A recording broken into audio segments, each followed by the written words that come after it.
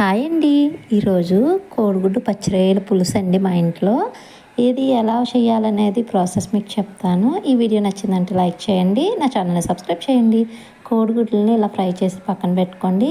పక్కన పెట్టుకున్నాక అదే కడాయిలో ఆనియన్స్ అండ్ టమాటో రెండు కలిపి మగ్గబెట్టుకోండి. టమాటా మీద స్కిన్ ఊడేదాకా ఉంటే సరిపోతుందండి. అట్లా చల్లార్చేసాక మిక్సీ జార్లో వేసుకొని మిక్సీ పట్టేసుకొని పక్కన పెట్టేసుకోండి ఈ పేస్ట్ని. మళ్ళీ నెక్స్ట్ మిక్సీ జార్లో జీలకర్ర అండ్ ఎల్లుల్లిపాయ ఇది కూడా కొంచెం మెత్తగా పక్కన పెట్టేసుకోండి.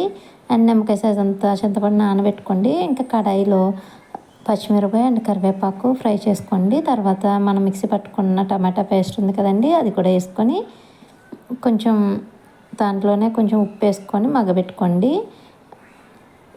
తర్వాత మనకి పచ్చిరొయ్యలు ఉన్నాయి కదా, ఈ పచ్చిరొయ్యలు కూరలో డైరెక్ట్ వేయకూడదండి, పక్కన గిన్నెలో సపరేట్గా ఉడకబెట్టుకోవాలన్నమాట.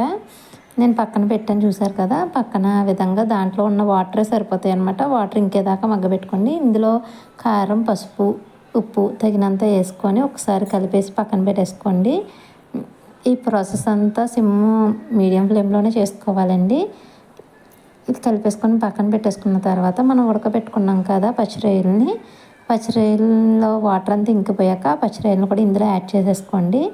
యాడ్ చేసేసుకున్న తర్వాత ఒకసారి కలిపేసేయండి.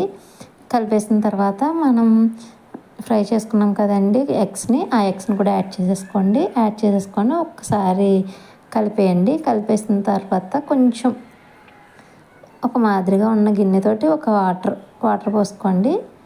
ఎక్కువ అవసరం ఉండదండి, కొంచెం పోసుకోండి. వాటర్ పోసుకున్న తర్వాత ఒకసారి కలిపి పక్కన పెట్టేసుకోండి. మూత పెట్టేసిన తర్వాత అట్లా వాటర్ బుడకలు వస్తాయి కదండి. తర్వాత దాంట్లో మనం మిక్సీ పట్టుకున్న జీలకర్ర ఎల్లుల్లిపాయ పేస్ట్ వేసేసుకొని అందులోనే మనం చింతపండు నానబెట్టుకున్నాం కదండి, ఆ చింతపండు నానబెట్టుకున్న గుజ్జును కూడా వేసేసుకోండి. వేసేసుకున్న తర్వాత కంప్లీట్గా కలిపేసి ఒకసారి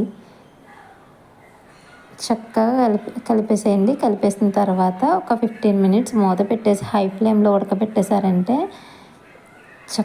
చిక్కగా వస్తుందండి పులుసు. చాలా ఇష్టంగా తింటారు పిల్లలు కూడా, చాలా బాగుంటుంది. ఒక్కసారి ట్రై చేయండి, ఎలా వచ్చింది అనేది నాకు కామెంట్స్